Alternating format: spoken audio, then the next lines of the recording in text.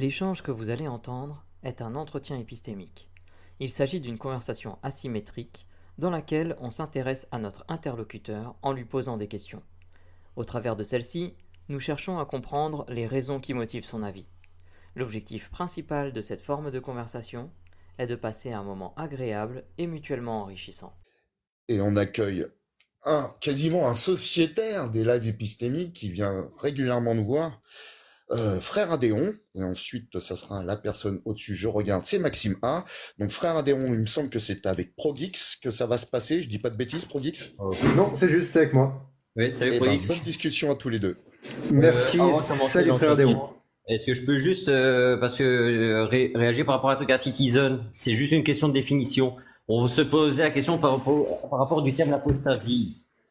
L'apostasie, selon mes études de latin-grec, ça vient d'apostasia qui veut dire départ, rébellion, et c'est renier le Christ au départ. Donc ça partirait d'abord de la religion chrétienne. C'est juste pour une question d'origine du terme que je tenais juste à rectifier. C'est un peu pour l'utilité du monde, en fait. C'est juste ça.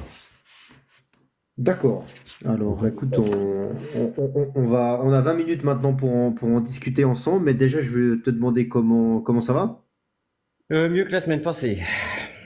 Bon, bah, c'est une très bonne nouvelle, t'es sur la phase ascendante.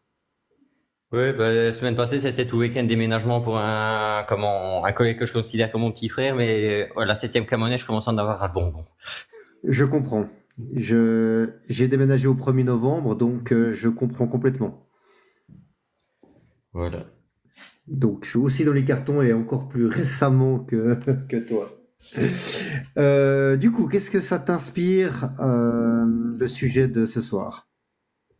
L'apostasie, pas mal de choses, et surtout la triche principalement et certains positionnements par rapport non seulement à ce que je vois sur les réseaux, mais par rapport au terme en lui-même, en fait. Donc déjà, je vais partir, comme je l'ai dit, un peu l'annonce à couleur, bien que je l'ai dit ça plus à titre informatif pour tout le monde, l'origine du terme. Je vais parler Mhm. plus de l'apostasie dans le sens général, donc toute religion confondue. Ça tient bien à le signaler, et pas me contenter sur la religion musulmane. Parce D'accord. que le fait de sortir d'une religion, c'est quand même tourner soit le dos à une culture, à une manière de vivre, une manière de penser aussi. C'est se mettre parfois en contre-pied contre sa propre famille, son propre entourage, parce que certains même dans la chrétienté ne l'acceptent pas. Soyons honnêtes, on parle toujours du problème de l'apostasie, et du fait de renier un Dieu, que ce soit Dieu Allah ou quel que soit son nom, ou les, ça peut encore arriver. Il y a encore des religions polythéistes. Et c'est problématique parce qu'en général, la famille, si elle est vraiment imbriquée dedans ou c'est vraiment une tradition, on peut se retourner en disant rejeter le membre de la famille. Ça peut arriver. J'en ai connu un qui était d'une famille très très chrétienne, qui a décidé de renier le Christ. Ça a été comme s'il avait tué tout un village. Donc D'accord. Donc pour toi, l'apostasie est plus difficile par rapport aux liens sociaux et les liens familiaux qu'on a que uniquement rompre un lien qu'on a ou qu'on avait avec une croyance en un Dieu. C'est ça que tu nous dis? je dis simplement que chez certains, ça peut être problématique. Ça dépend dans quel cadre. Moi, dans ma famille, ils savent très bien que je suis athée convaincu. Ça pose aucun problème. Ça a fait de temps en temps quelques frictions avec ma grand-mère qui, elle, était plus proche du religieux créationniste. Et moi, athée, qui jurait par l'évolution et les études paléontologiques et ainsi de suite, que ça faisait parfois des étincelles, mais ça restait quand même du convivial. C'est pas du pain à tirer, c'était pas le Omaha Beach tous les matins, quoi. D'accord. Mais chez certains, c'est problématique, oui. Et par rapport au sujet de ce soir, est-ce que tu penses que ces mouvements d'apostats, ce sont des mouvements révolutionnaires ou ce sont des pions de la droite radicale? Qu'est-ce que tu penses par rapport à ça? Je pense que c'est le fait de renoncer à une croyance, à une religion ou changer de mode de pensée est une sorte de rébellion et il va à son propre niveau. Donc oui, c'est un mouvement révolutionnaire dans un sens, mais peut-être pas au niveau sociétaire. C'est déjà tout est état de changement pour une personne seule. C'est un changement de ses habitudes, comme arrêter de fumer, arrêter de boire, ce genre de trucs. C'est un changement d'état, un changement d'état de pensée. Donc c'est déjà une révolution dans sa propre vie, dans sa même manière de le faire. Donc ça a un impact sur son entourage parce qu'on ne réagit plus de la même manière, on ne pense plus de la même manière, on ne traîne plus avec les mêmes personnes. Donc on change un peu le décor, comme si on change d'appartement. Donc automatiquement, ça fait un petit peu parfois table rase. Donc c'est une sorte de révolution, c'est un peu révolutionnaire. Par contre, est-ce que c'est récupéré par forcément la droite radicale? Je dirais que les apôtres, tous ceux qui sortent de la religion et surtout qui sont bien en vue, qui se disent je sors de la religion musulmane et j'ai eu du mal parce que je viens de telle orientation ou de telle orientation que c'est hyper dur. Ou même ceux qui sont un peu moins en vue, je pense aussi, ça peut être pris par n'importe quel groupe politique, parce que le groupe politique, la politique se sert de tous les armes qui sont possibles et inimaginables pour vendre son programme, se montrer comme le groupe à élire. Donc, ils se servent un peu d'eux comme, comment on va dire, de leur affiche électorale, on va dire. D'accord. Alors je vais reformuler ce que tu viens de me dire. Donc le fait d'apostasier, c'est une sorte de rébellion, mais pour toi, c'est plus un changement personnel, donc c'est un changement révolutionnaire, oui, mais par personne, parce que on change ses habitudes, on change son cercle d'amis, mais pas forcément pour la société. Et sur la question de est-ce que c'est repris par la droite radicale, pour toi, pas forcément plus qu'un autre groupe politique, n'importe quel groupe politique reprend un mouvement dans son sens pour peu qu'il y trouve un intérêt. Voilà.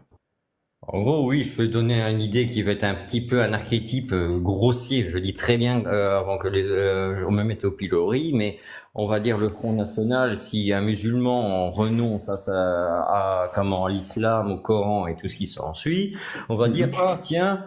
Le gars, il cherche à s'intégrer dans notre société, ainsi de suite. Donc, il ne représentera plus une menace pour nous. Donc, il ne risquera pas de venir égorger notre pauvre. Dans un autre côté, le groupement politique en face, lui, va répondre, regardez, il cherche à s'intégrer, à devenir chrétien ou à rentrer dans le moule tout en douceur, en utilisant le même truc, mais en jouant sur la sensibilité de leurs électeurs. Donc oui, n'importe quel groupement politique va se servir de ça pour rattraper ce genre de personnes, pour les avoir sur leur liste ou du moins comme électeurs. Donc automatiquement, c'est un jeu de politique de dire c'est comme aller au Carrefour en disant 2 boîtes de saupiquet, la troisième offerte. Ah ben tiens, chez une autre un truc, c'est 4 boîtes là. Par contre, c'est le même principe. C'est la politique, c'est juste, ils vendent des salades, mais n'assument pas derrière. Désolé. D'accord. Et alors donc comme ça fait pas forcément donc c'est pas forcément des pions de la droite radicale puisque comme tu viens de le dire ça peut être repris par n'importe quel groupe politique. J'aimerais revenir sur ce changement donc révolutionnaire oui pour une personne mais pas pour la société. C'est bien ce que tu m'as dit avant. Hein. Oui, quand on change par rapport à sa perception vis-à-vis d'une croyance, que ce soit d'un Dieu, de percevoir, de se lever, enfin on se lève pas d'un jour au lendemain de dire je croyais en Allah, Dieu ou patati patata, le lendemain de se dire ah non finalement le monde a bien été créé de telle manière et la lune c'est que le fait que la Terre a été percutée par Théa et ainsi de suite alors que la veille on sous-entendait que c'était Dieu qui avait créé ça et qu'il avait créé le monde tel qu'on le connaît et qu'il a fallu 6 jours 7 nuits. Et on ne se lève pas du jour au lendemain. C'est un processus de transformation qui se fait en contact, par exemple, avec la science ou ce genre de trucs. Il peut avoir, attention, le fait inverse. On peut se retrouver très scientifique, se retrouver endoctriné par des groupements religieux, qui est une sorte d'apostasie, mais dans le sens inverse. Donc ça, c'est une sorte d'endoctrinement, parce que c'est une sorte de rébellion aussi à ces croyances. Donc, mais à partir de ce moment-là, oui, c'est tout petit doucement, il y a ce changement-là. Donc, ce changement-là, c'est une modification. Et cette modification se fait dans le temps, déjà pour commencer, mais on le fait pour soi-même. C'est nous-mêmes, c'est notre mode de pensée. C'est par rapport à nos recherches, par rapport à ce que l'on découvre, par rapport à ce que les gens qu'on côtoie, ou l'ouverture d'esprit. Donc, du coup, D'accord. oui, c'est, pardon. Oui, excuse-moi. Donc tu nous dis que c'est un changement long, qui se fait pour soi-même et par soi-même. C'est quelque chose et qui n'impacte pas du tout la société. C'est quelque chose dont ton échelle de confiance, que tu crois à quel pourcentage? Donc de 0 à 100, c'est 0, c'est le changement impacte totalement la société et pas du tout soi-même, et 100, c'est le changement impacte complètement la société. Tu te situes où? Mhm. Difficile est ta question. J'aime les questions difficiles. Et moi, je viens de faire un Yoda sans faire exprès en plus. Oui, j'ai inversé mes termes sans le vouloir en plus. Moi, je dirais que ça impacte la société, on va dire quoi. Donc tu dis, comment si c'est 100%, c'est uniquement, ça n'impacte que soi-même, et 0%, ça impacte la société, c'est ça? Exactement. Moi, je dirais 40%, donc ça veut dire ça t'impacte toi, mais ça impacte surtout la société, mais ça impacte quand même la société, puisque ça impacte ton entourage, ça tes relations, ta manière de percevoir. Donc, et tout ce qui touche une chose va toucher ce qui t'entoure, et ce qui t'entoure va toucher autre chose. Donc c'est comme un pavé, un caillou ou un pavé que tu jettes dans la mer. Ça va faire des ondes de choc parce que ça va se répercuter, parce que ça peut amener d'autres personnes à penser en train de dire, tiens, ce gars-là croyait dur comme fer en Dieu, il a changé de position. Pourquoi? On va essayer de comprendre pourquoi il pense comme ça. L'autre, il va dire, il a changé, c'est un hérétique, il faut le brûler. Alors, ma question suivante, c'est comment tu es arrivé à cette... qu'est-ce qui t'a convaincu de penser que c'était un changement qui était par personne et non pas par la société? Je viens d'une famille qui est, je vais dire, catholique, on va dire tranquille, sauf une grand-mère qui était ultra catholique. Donc, j'ai eu beaucoup de contacts avec ma grand-mère, et j'ai eu beaucoup de contacts avec tout ce qui est religion chrétienne et genre de trucs. Et j'ai vu que la manière dont certains sont, pour, je veux dire, sortir du dogme religieux, donc catholique, c'est déjà pas simple. Je ne vais éviter de peut-être trop parler de celui musulman, bien que je le vois à travers les lives de Jack Le Fou, bien que je sais le percevoir à travers certains lives et certaines personnes qui agissent avec transparence.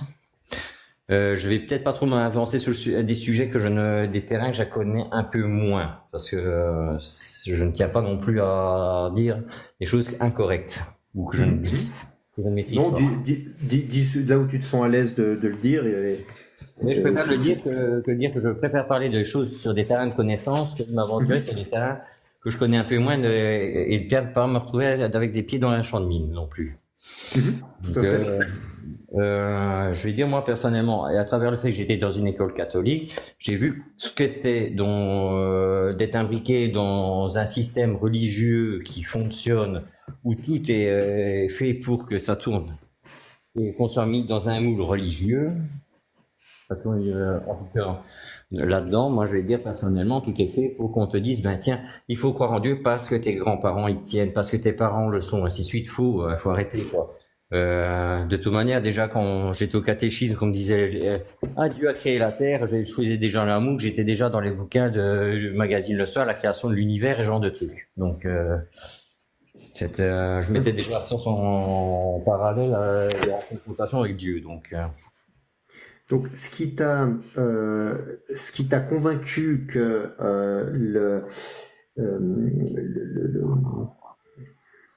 excuse-moi, je reformule ce que tu viens de me dire. Ce qui t'a convaincu que ça crée un changement, donc l'apostasie crée un changement sur la personne et pas sur la société, c'était ta grand-maman qui était ultra catholique, ainsi que ton enseignement catholique. C'est ça qui t'a amené, et du coup c'est cet enseignement qui était fait, je suppose, par personne et pas vis-à-vis d'un groupe ou d'une société, qui t'amène à penser que ça crée un changement que sur les personnes et pas sur la société. Est-ce que j'ai reformulé correctement ta pensée?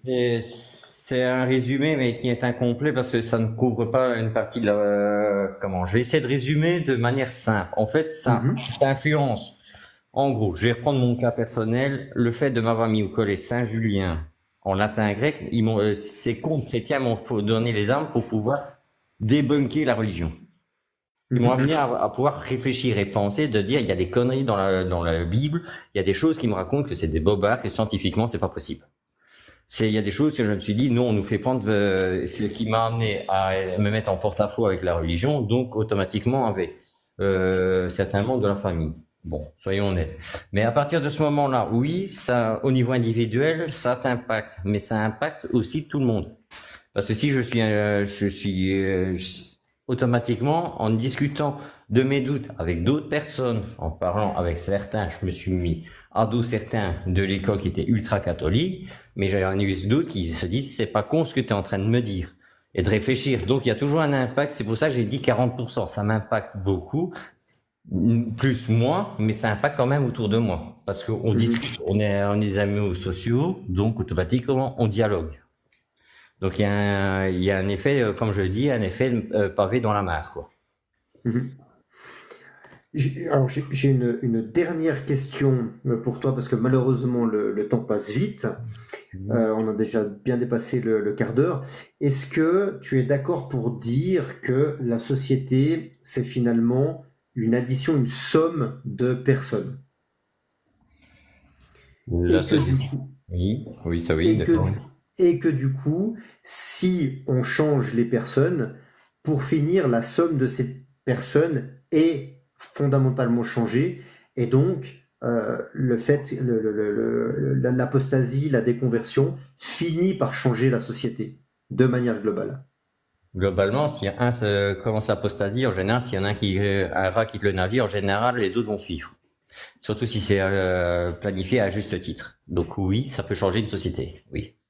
D'accord, d'accord.